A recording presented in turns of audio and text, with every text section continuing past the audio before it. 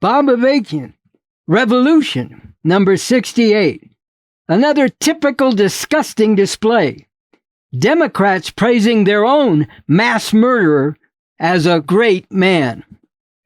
One of the most disgusting, truly nauseating things that has happened with Joe Biden dropping out of the presidential race is the praise for Biden that has been voiced by Democratic Party politicians and operatives, some even wiping away tears as they declare what a great man he is. They are talking about a Joe Biden who has armed and fully backed Israel in carrying out the bloodthirsty genocidal slaughter of Palestinian people. What kind of person would call a serial killer a great man? And this slaughter of Palestinians is mass murder on a whole other level, involving not just a few dozen victims, but tens of thousands of Palestinians, including more than 15,000 children. It is very difficult to fully describe how truly horrific this genocidal slaughter is.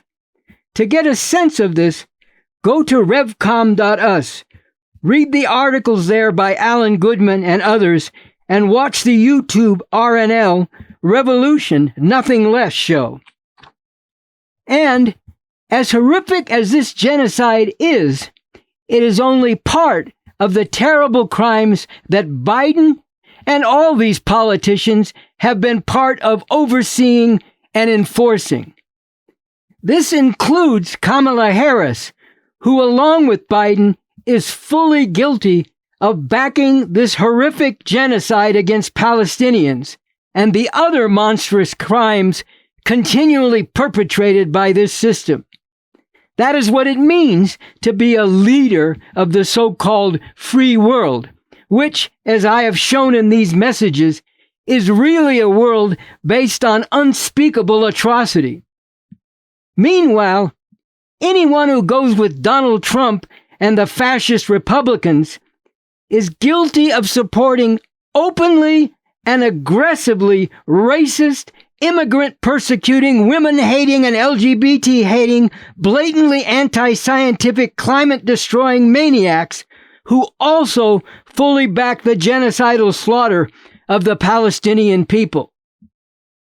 And those among black people, Latinos, and other oppressed people who support Trump are worse than fools. To borrow from Malcolm X, they are traitors to the oppressed, here and all over the world.